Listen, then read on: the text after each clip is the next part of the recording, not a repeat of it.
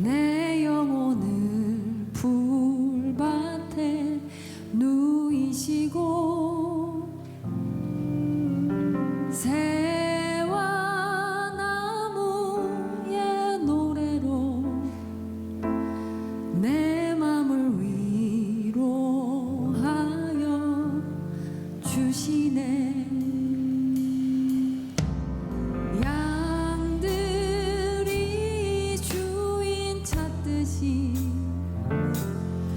오직 한 분 목자인 내 주님을 내가 찾고 또 따르니 주 곁에 나를 메어 주소서. 주는 내 피난처 내 요새 되시니 내 피할 곳은 주뿐이네.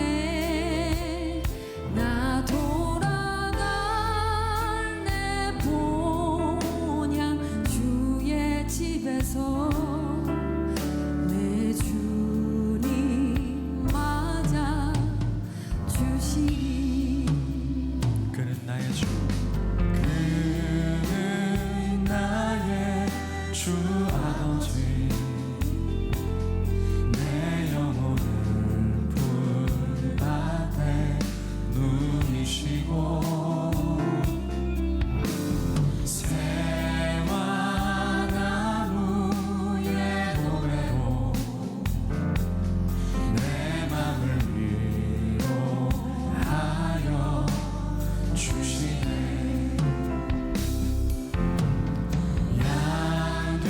양들이 주인 찾듯이 오직 한 목자인 내 주님을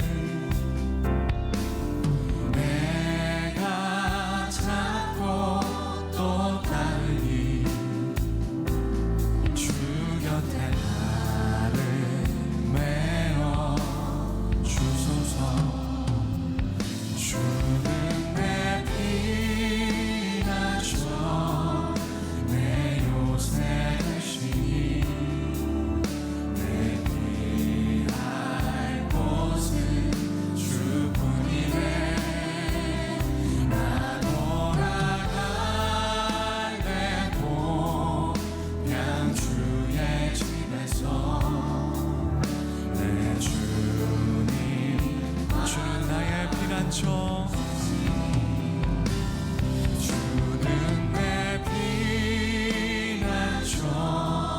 그 푸른 풀밭에 다윗의 고백을 우리가 함께합니다. 할 곳은 주뿐이네. 나 돌아갈래 본향 주의 집에서 내 주님.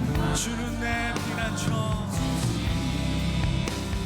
주는 내 여호와는 나의 목자시니 내게 부족함이 없으리로다.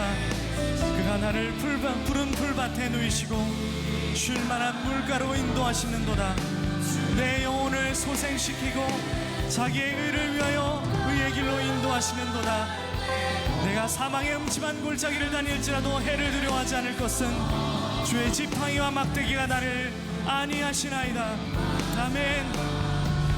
주는 나의 피난처, 주는 내 피난처 내 요새 되시니 내 피할 곳은 주뿐이네.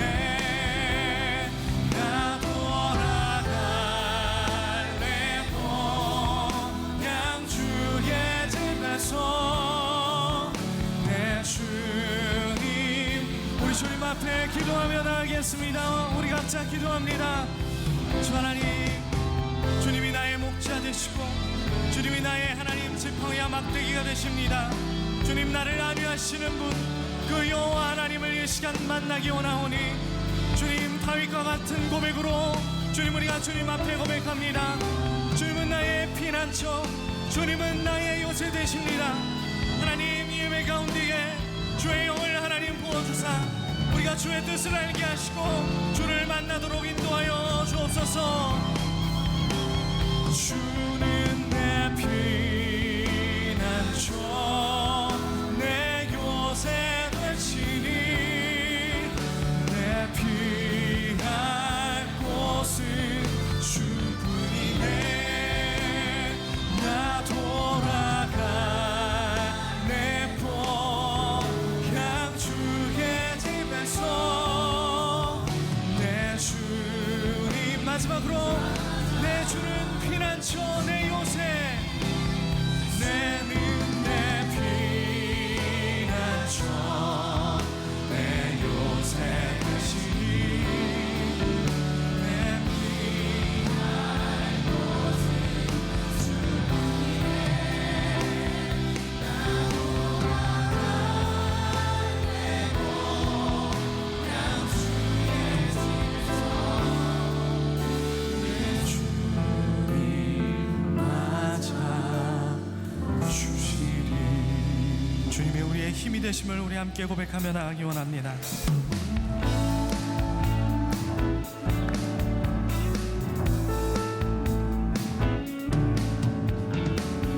하늘 위에 주님 함께 우리의 목소리를 고백합시다.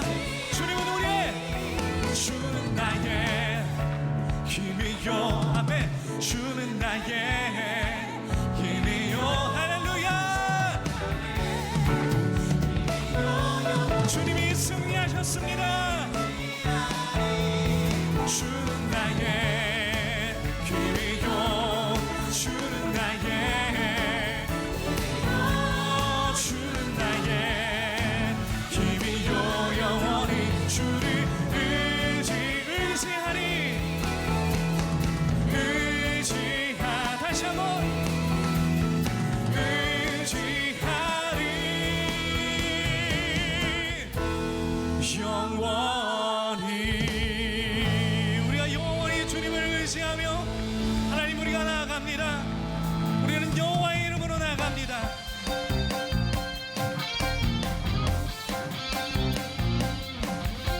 내가 주를 기뻐하고 즐거워하며 지존하신 주님의 이름을 찬송하리이다.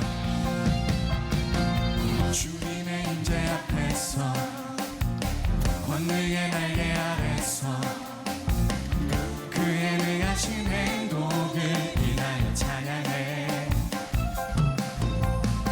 주님의 임재 앞에서 권능의 날개 아래서 그의 능하신 행동을 인하여 찬양해. 주의 나라 주의 권세 찬양 주의 임하네.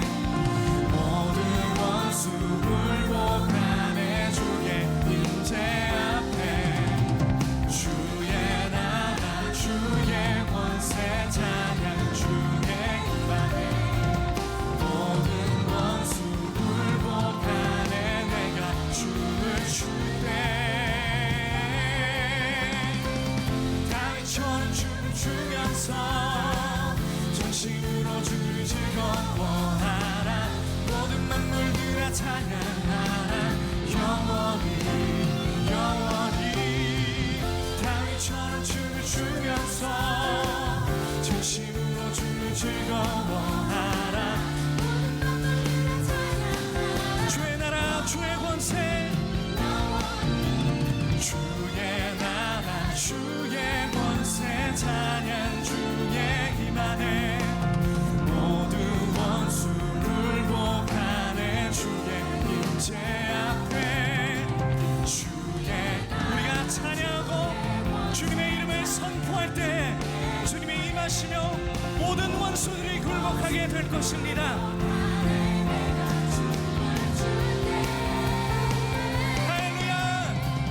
다윗처럼 춤을 추면서 전심으로 주를 즐거워하라. 모든 만물들아 찬양하라. 영원히 영원히 다윗처럼 춤을 추면서 진심으로 주를 즐거워하라. 모든 만물들아 참. 우리 마지막으로 영원히 다윗처럼 춤을 추면서 진심으로 주를 즐거워하라. 모든 만물들아 찬양하라. 영원히 다윗처럼 춤을 추면서 진심으로 주를 즐거워하라. 모든 만물들아 찬양하라. 영원히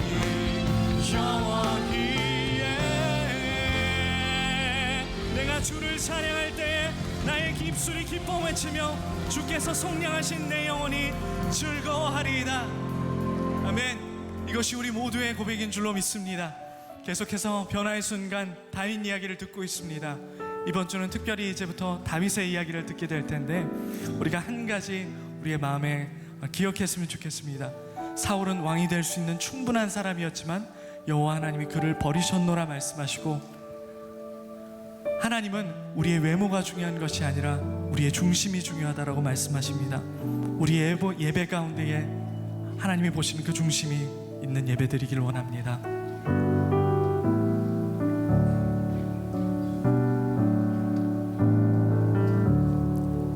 찬양의 열기 모두 끝나며 주 앞에 나와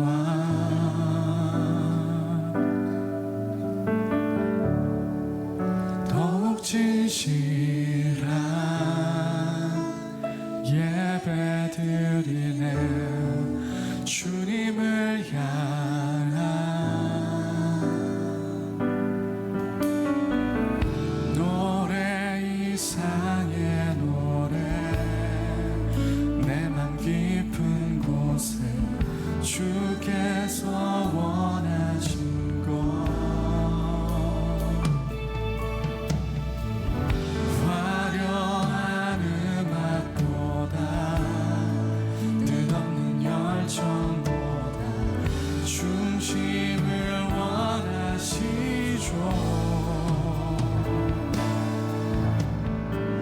주님께 드릴 마음의 예배, 주님을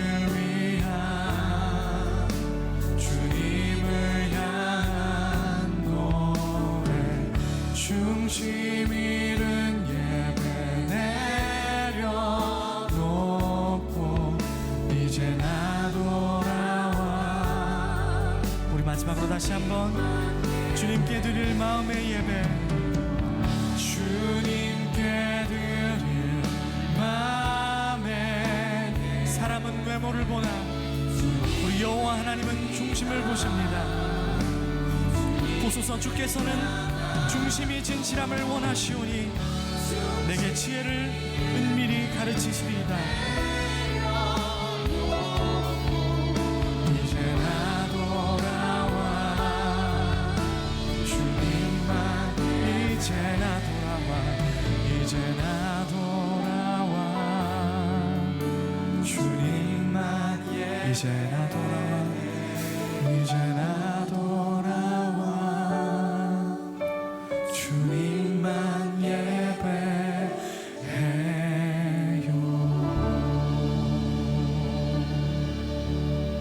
기도하겠습니다. 모든 육체의 하나님이 되시며 능치 못하신 일이 없으신 하나님 아버지, 당신의 오른손과 편팔을 우리가 의지합니다.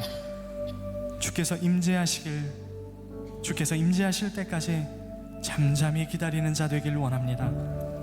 골리앗이 칼과 창과 단창으로 내게 오거니와 나는 만군의 여호와의 이름으로 내게 가노라는 다윗의 고백처럼 이를 행하시는 여호와, 만들며 성취하시는 여호와께서 모든 삶을 주관하여 주옵소서. 말씀을 전하시는 담임 목사님을 주의 능력으로 오늘도 덮어주시고, 주의 날개 그늘 밑에서 은밀하고 조용한 곳에서 우리가 쉬며 주의 비밀한 일을 보도록 인도하여 주옵소서. 다윗의 동네에 나신 우리 구주 예수 그리스도의 이름으로 기도합니다. 아멘. 하늘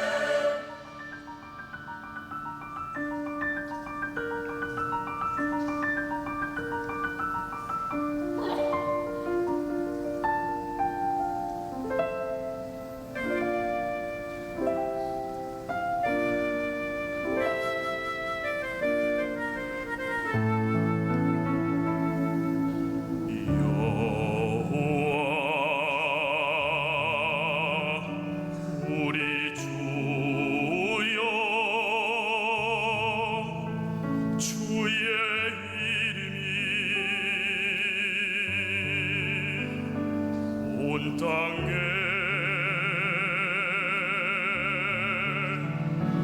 오직 그리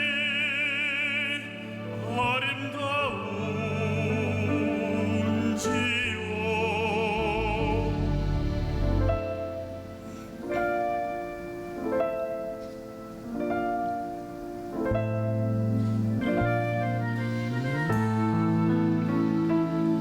주의 손가락 위로 만드신 주의 하늘과 주의 베풀어 주신 달과 별 내가 보는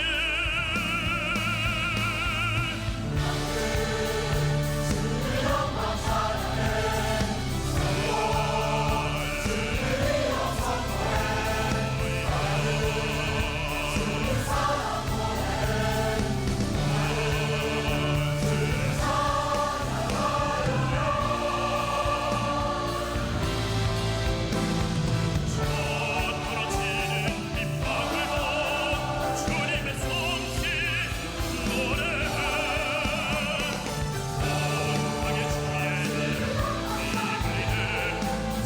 사해와 내게 지하시네 땅이 옆에 외쳐라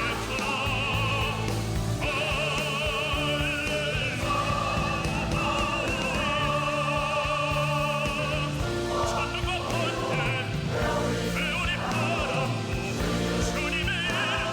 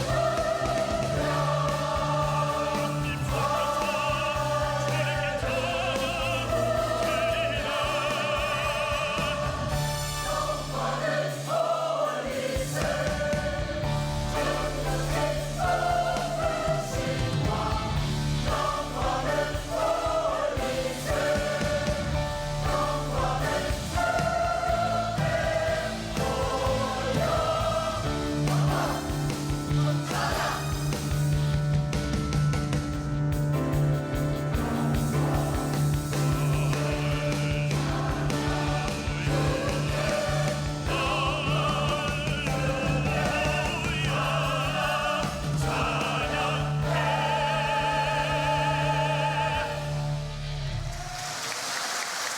오늘 말씀의 제목은 작은 곳 큰 인물입니다. 오늘 베들레헴에 대한 이야기를 하려고 합니다.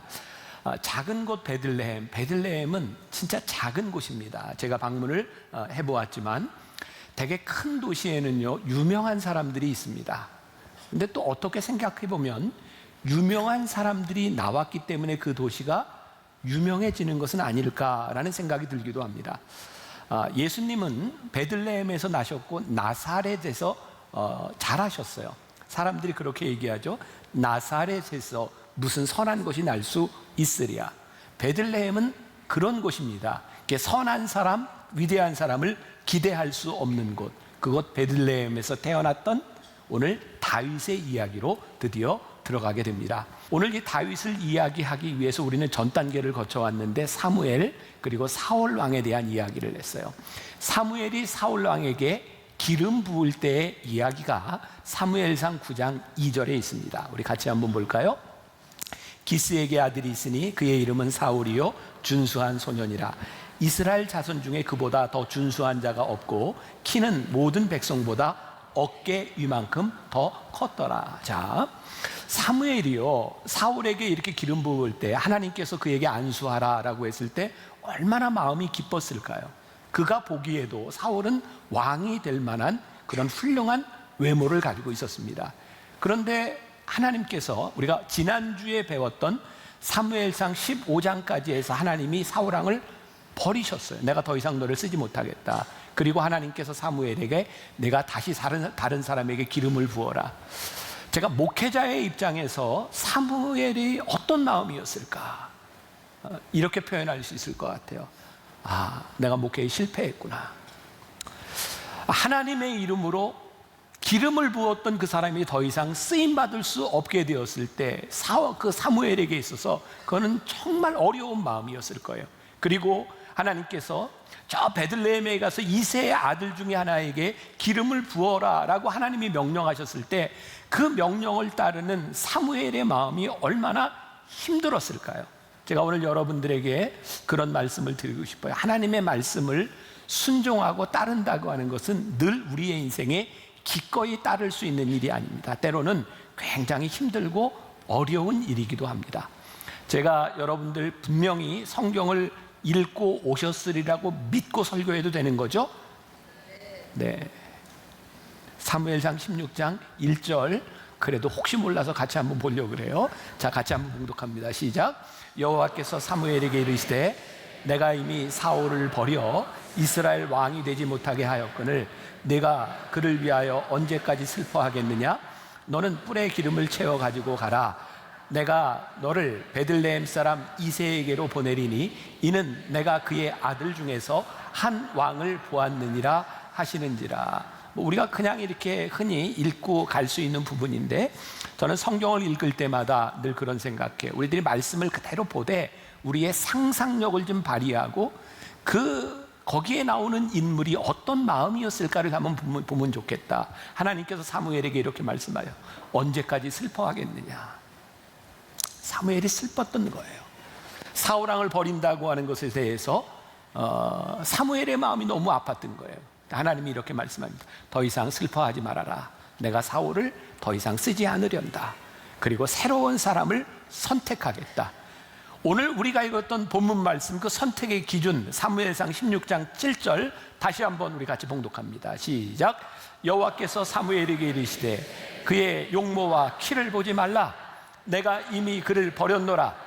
내가 보는 것은 사람과 같지 아니하니 사람은 외모를 보거니와 나 여호와는 중심을 보느니라 하시니라. 하나님은 우리의 외모를 보시는 것이 아니라 중심을 보신다. 그러니까 외모에 속지 마라, 이런 말입니다. 여러분, 우리의 인생을 진짜 힘들게 하고 슬프게 하는 일 가운데 우리들이 보았던 외모, 우리들이 보았던 첫 인상, 그런 것에 속는 것은 아닐까. 제가 또 지난주에 어제 그제죠, 우리 군인들이 모이는 곳에서 집회를 인도했습니다. 군인들이 13,500명이 한 자리에 모였습니다. 여러분, 13,500명의 군인들을 앞에 놓고 설교한다는 건 이건 진짜 거시기한 일입니다. 군인은요 사람이 아닌 거 아시죠? 군인은 군인입니다. 거기에 있는 병사들 중에 제가 이렇게 물었어요. 여러분들의 인생의 이 황금기에 나는 너무너무 군대가 가고 싶어서 여기 왔어. 이런 사람 손 들어보라고. 그런 사람이 별로 없습니다. 그들은 어쩌면 그의 인생에 가장 원치 않는 시기를 거기에서 보내고 있을지 모릅니다. 제가 그 군인들에게 이런 이야기를 했습니다. 여러분, 지금 이 시간에 대한민국에 수십만의 젊은이들이 군대에 있는데 모두가 나는 원치 않는 곳에 왔어 라고 생각하고 있는 이때에 여러분들은 이 자리에서 하나님이 나를 여기에 보내셨어 라고 고백할 수 있다면 여러분들은 특권을 가진 사람입니다. 다른 인생을 사는 사람입니다.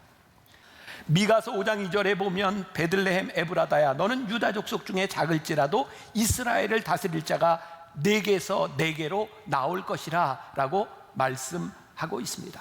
이제 그 작은 곳 보잘것없는 베들레헴으로 하나님께서 사무엘을 보내셨어요. 이새의 아들 중 하나에게 내가 왕이 될 자격이 있어서 그에게 기름을 붓게 하리라. 사무엘이 가서요, 첫 번째 아들을 보는 순간 마음이 너무너무 기뻤던 거예요. 야, 왕이 될 사람이다. 근데 하나님이 아니래요. 8명의 아들이 있는데 다 지나가는데 아니라고 말씀하시는 거예요. 그래서 사무엘이 그의 아버지 이새에게 묻습니다. 혹시 아들이 더 있는가? 그랬더니 아직 막내가 하나 남았는데 그 막내가 양을 지키고 있습니다.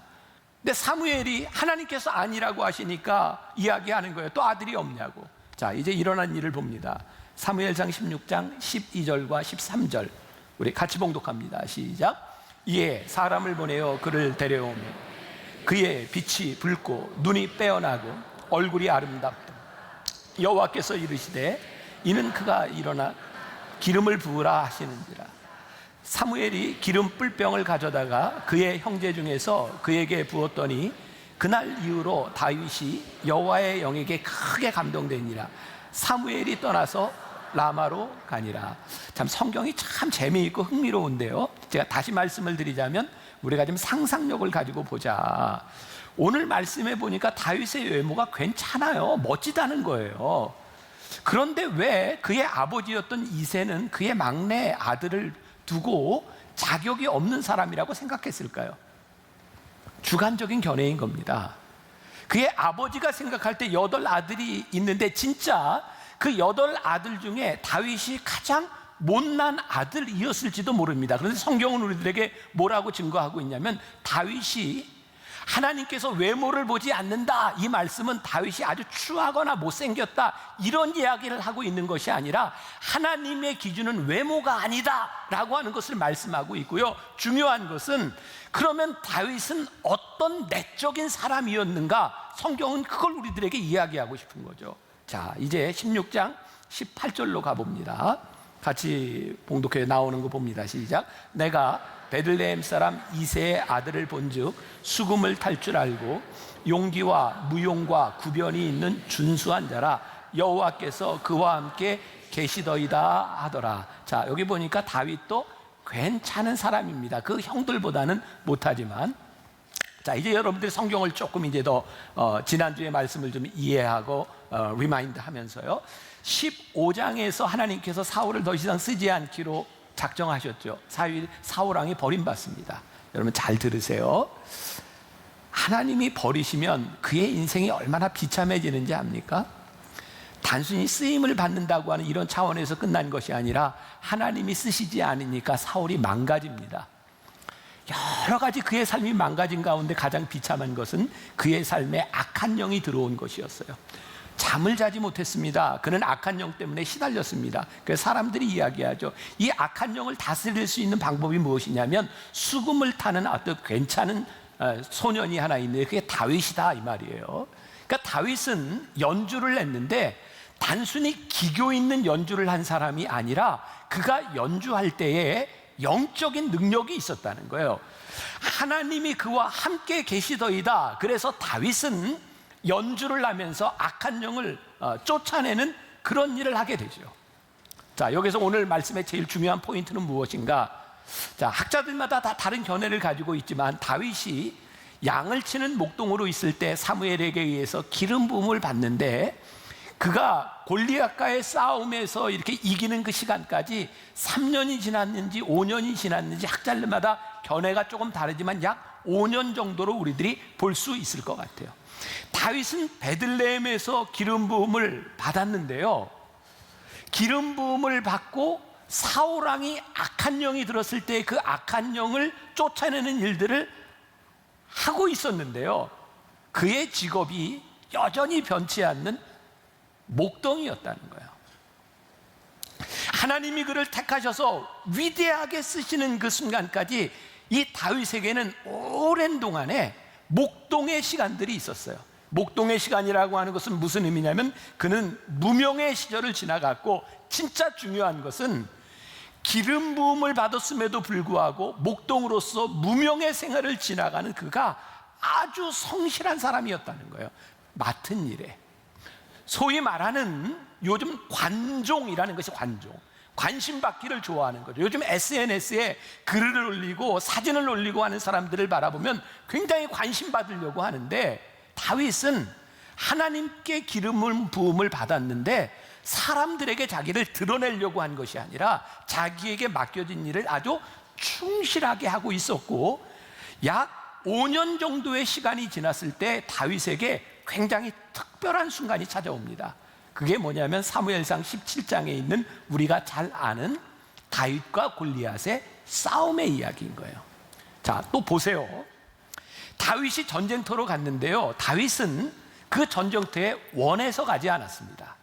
전쟁터에 갈 때까지 다윗의 직업은 목동이었고요, 그의 아버지가 아마 전쟁이 일어났으니까 착출을 해갔겠죠. 그 아들 8명 중에 3명이 전쟁터에 나갔고 아버지가 궁금하니까 먹을 것을 가져가서 너희 형들이 어떻게 되었는지 한번 보고 오라. 그래서 다윗을 그곳에 보낸 겁니다. 또 보세요. 다윗은 하나님이 택한 사람으로 성실하게 살아가고 있어서 그는 목동이었지만 그의 마음 가운데 하나님께서 주시는 성실함이 있었는데 문제가 뭐였냐면 그 전쟁터에 갔더니 어떤 큰 거인 하나가 하나님의 군대와 하나님의 사람을 모욕하고 있는 거예요. 다윗이 그것을 듣는 순간 견딜 수가 없었어요. 왜? 그는 하나님의 사람이었으니까. 그래서 다윗이요, 내가 나가서 싸워야 되겠다, 하나님을 모독하는 자와 내가 싸워야 되겠다라고 이야기를 하는데, 참 우리들이 느끼는 그런 아주 불편한 일들이 일어나는데, 나는 하나님께 불림을 받고 나는 하나님께 쓰임받는 사람이라고 생각하는데 주변에 있는 사람들이 나를 인정해 주지 않는 거예요. 다윗에게도 동일한 일이 있었습니다. 자, 성경으로 돌아갑니다. 사무엘상 17장 28절 같이 봅니다. 시작. 큰형 엘리압이 다윗이 사람들에게 하는 말을 들은지라 그가 다윗에게 노를 바라여 이르되 내가 어찌하여 이리로 내려왔느냐, 들에 있는 양들을 누구에게 맡겼느냐, 나는 내 교만과 내 마음의 완악함을 나누니 내가 전쟁을 구경하러 왔도다. 조금 더 상상력을 발휘한다면 아마 엘리압의 마음 가운데 사무엘이 기름 부음을 불어왔을 때 자기에게 기름 붓지 않고 막내에게 기름 붓는 걸 보면서 굉장히 기분이 나빴을지 모릅니다. 오랜 시간이 지났지만 근데 그 마음에 어쩌면 남아있었을지도 몰라요. 그런데 지금 전쟁터에 와서 다윗이 내가 나가서 싸우겠다고 하니까 엘리압이요, 이 교만한 놈, 완악한 놈, 너 참 잘난 척하는 놈, 지금 이렇게 이야기를 하고 있는 거죠. 그런데 지금 이 소동이 사울 왕에게도 들려졌습니다. 자, 그 다음 이야기 17장 33절. 자, 같이 봉독합니다. 시작. 사울이 다윗에게 이르되 내가 가서 저 블레셋 사람과 싸울 수 없으리니 너는 소년이요 그는 어려서부터 용사임이라. 아무튼 지금 다윗 주변에는 다윗을 취업하고 야, 너 하나님의 사람이야 이렇게 도와주는 사람이 아무도 없는 거예요. 사울 왕이 그래, 네가 나가서 싸우겠다고 하는 용기는 가상하나 저 사람은 전쟁에 능한 자고 너는 소년인데 네가 어떻게 싸워서 이길 수 있겠느냐. 아주 흥미롭죠. 나는 하나님 앞에 쓰임받기로 작정된 사람이고 하나님 나를 쓰셨는데 세상 사람들이 그렇게 도와주지 않습니다. 근데 하나님은 이 정도 되는 사람을 쓰시는 것이 아니라 우리가 맡겨진 일에 성실하게 살아가는 사람을 하나님께서 때가 되었을 때 쓰시는 분이라고 하는 것을 다윗을 통해서 우리들에게 보여주고 계신 거예요.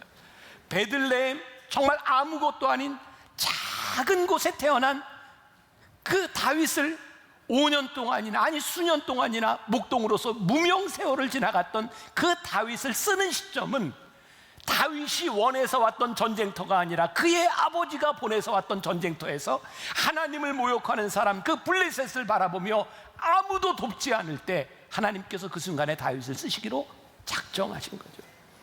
하나님이 오늘 우리를 예배자로 부르셔서 하나님이 우리를 쓰시고자 하실 때 우리들이 관종이 되어서 내가 누군가에 드러나려고 하는 사람들이 아니라 하나님 앞에 우리들이 얼마나 기다리며 준비된 사람이 될 수 있느냐, 이것을 하나님이 우리들에게 물으시는 것은 아닐까.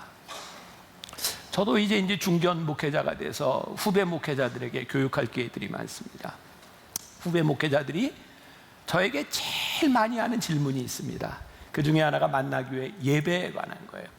저희 교회는 이렇게 시리즈로 이렇게 제작을 하고 이렇게 영상도 만들고 하니까 그 다른 젊은 목회자들이 보기에 그게 부럽기도 하고 저에게 이렇게 얘기를 합니다. 목사님은 어떻게 그렇게 설교 준비를 이렇게 쉽게 하세요? 그런 얘기를 하나 하고요. 또 하나는 목사님은 어떻게 그렇게 설교할 때 원고를 다 외워서 그렇게 설교를 쉽게 하세요?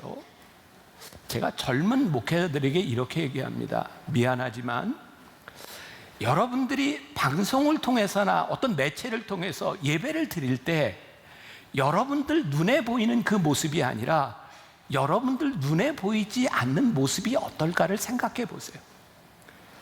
이 예배를 예배되기 위해서 얼마나 많은 사람들이 준비하고 노력하고 기도하고 이 설교를 가능하면 원고를 보지 않고 하기 위해서 매일매일 서두에 원고를 붙들고 얼마나 노력하고 있는지, 여러분들 눈에 보이는 것보다 더 중요한 것은 여러분들 눈에 보이지 않는 시간입니다. 다윗에게 있어서 정말 중요한 것은 골리앗을 이겼던 그 한 사건에 대한 문제가 아니라 그가 골리앗과 싸움을 하기 전에 살았던 그의 삶에 숨겨진 성실함의 시간들이 사실은 다윗을 만들고 있는 거죠. 중요한 것은요, 다윗이 블레셋을 보고 싸워서 이겨야 되겠다고 결심했을 때 그에게 결심하게 된 이유가 뭐냐면, 내가 5년 동안, 아니 수년 동안 양치기로 있는 동안 나에게 맡겨진 양을 돌보는데 사자도 나타나고 곰도 나타났는데 그때마다 내가 곰도 이기고 사자도 이기고 그들과 싸워서 이겼던 경험이 있습니다. 하나님이 나와 함께 하실 것입니다.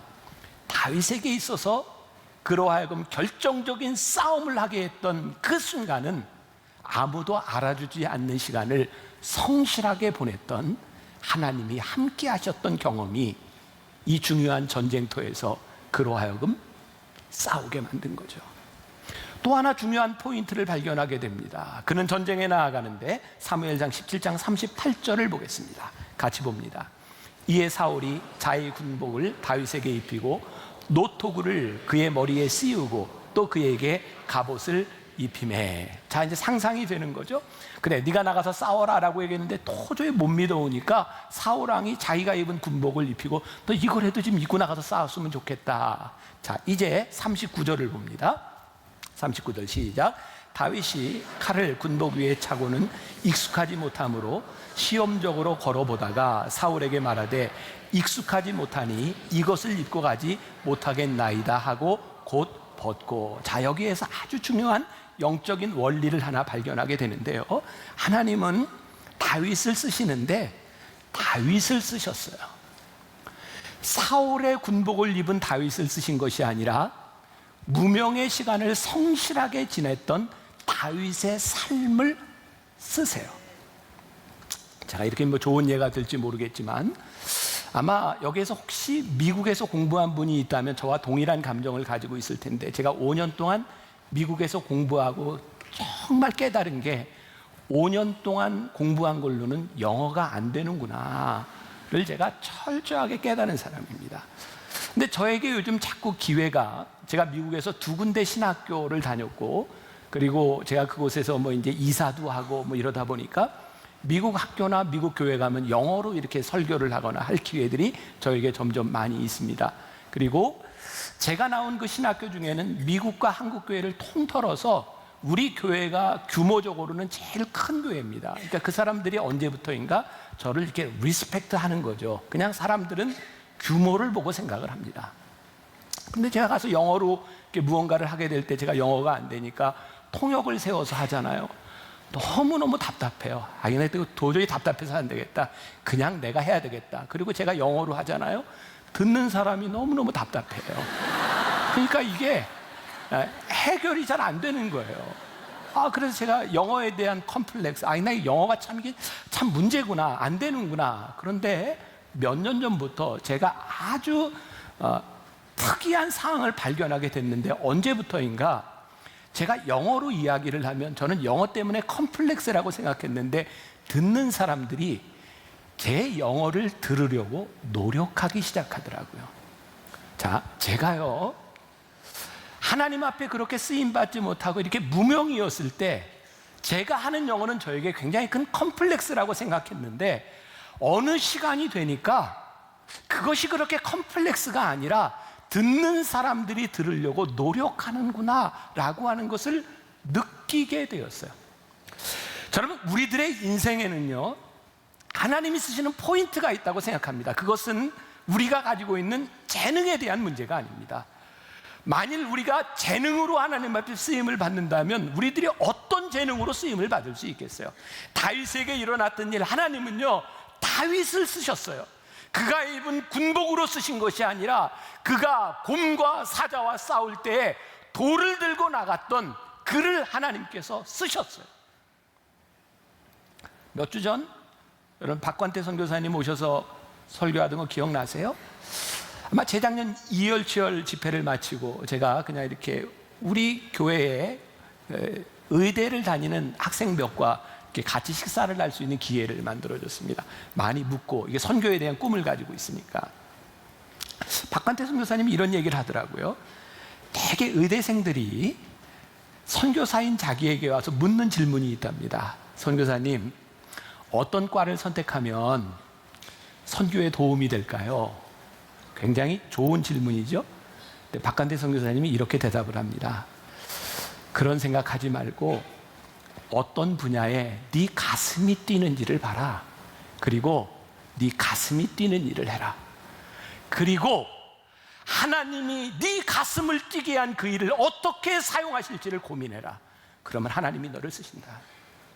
우리는요, 하나님이 우리를 사용해달라고 이야기를 하면서 하나님, 제가 어떤 위대한 일을 해야 할까요? 라고 고민하는데 하나님은 오늘 우리들에게 이렇게 말씀하시는 것 같아요. 아니, 나는 너를 위대한 어떤 일, 큰 장소의 어떤 일로 쓰려고 하는 것이 아니라 네가 성실하게 살았던 그 일을 내가 여기에 쓰련다라고 하나님이 결심하실 때 그 일이 우리들이 하나님 앞에 쓰임받게 되는 거죠. 다윗을 통해 우리들이 깨닫게 되는 것은 하나님은 절대로 우리를 누구와 비교해서 쓰시지 않는다는 거예요. 지난주에 우리 젊은 목회자들하고 그 컨퍼런스를 할 때 어떤 목사님이 와서 강의를 했는데 그 교회 목사님 교회 이름이 아주 특이해요. 동네 작은 교회 목사님입니다. 교회 이름이 동네 작은 교회입니다. 개척을 하는데 사람들이 하도 교회 어느 교회세요? 그러면 뭐 물어보고 잘 모르는데요. 그러니까 그냥 쉽게 대답하려고 동네 작은 교회라고 이름을 지은 거예요. 근데 이제 그 목사님이 이제 교회가 이제 조금 이제 성장도 했고 그리고 교인들과 함께 일본의 어떤 지역에 여름에 단기 선교를 가게 됐대요. 더운데 이렇게 막 전도를 하고 이렇게 들어와서 점심을 먹는데 보니까 다른 교회 성도들도 와서 이렇게 밥을 먹고 있더래요. 한국 사람들이니까 서로 이야기를 하게 됐겠죠. 제일 먼저 묻는 게 그거 아니에요? 어느 교회에서 오셨어요? 그랬더니 이 교회 사람들이 동네 작은 교회예요. 그랬더니 사람들이 아니 어느 교회냐? 동네 작은 교회예요. 그랬더니 아니 어느 교회냐? 우리 교회 이름이 동네 작은 교회예요. 그리고 대답을 하고 이 사람들이 이제 그 교인들한테 물어본 거죠. 어느 교회에서 오셨어요? 그랬더니 그 사람들이 우린 큰 교회에서 왔어요. 그러니까 막 얼마나 자존심이 상하겠어요. 그래서 큰 교회 어느 교회예요? 그랬더니 그 교회 이름이 큰 교회였던 거예요. 그래서 큰 교회 성도와 동네 작은 교회 성도들이 거기서 재밌게 밥 먹고 간 이야기 굉장히 이제 흥미롭게 들었어요. 우리는 늘 비교하잖아요. 교회 얼마나 커요? 얼마나 작아요? 교인들은 얼마나 돼요? 근데 하나님은요 그렇게 쓰시는 분이 아니라는 거예요. 말씀을 좀 마무리하려고 하는데 우리 교회 예배 묵상팀이 제가 설교한 준비를 가지고 묵상팀들이 그걸 보고 저에게 묵상글을 하나 올려줬어요. 그 믿음 연습이라고 하는 책에서 하카톤이라고 하는 단어가 등장하는데 이 하카톤이라고 하는 말은 막내, 하찮은 자 그런 뜻이랍니다. 그러니까 이게 다윗이 막내로 목동 하카톤 아주 보잘것없는 인생을 살았던 거죠. 여러분 다윗이요 무명의 생활을 지날 때 그의 직업이 여러 번 바뀌어요. 아니 바뀌었다고 해야 될까요? 그는 목동이었는데 어느 날 사울 왕을 위해서 수금을 연두하는 사람으로 뽑혀가고요. 사울 왕이 다윗에게 칼을 든 자로 또 직업을 바꿔요. 그러니까 다윗은 성실하게 목동으로 살아가는데 그가 원해서 직업이 바뀌었던 게 아니라 어쩔 수 없는 상황 가운데서 직업이 바뀌고 어쩔 수 없는 상황 가운데서 전쟁에도 나가게 돼요. 여러분들에게 그런 질문을 드려요. 지금 여러분들이 있는 자리, 여러분들이 살아가는 환경, 진짜 여러분들이 원한 자리인가요? 아마 오늘 말씀을 듣고 있는 우리들 가운데 많은 사람들이 어쩌면 원치 않는 이 자리에 베들레헴에서 살고 있을지 몰라요. 그제 군인들을 위한 이런 집회를 이렇게 인도하고 제가 설교를 마치고 난 다음에 특송하는 순서가 있었습니다. 근데 아마 연예병들 있잖아요. 우리가 알만한 그 가수 조건, 또 뭐 샤이니 멤버 중에 지금 군대 간 친구, 그다음에 저 친구 하나는 고은성, 뭐 이렇게 젊은이들이 잘 알더라고요.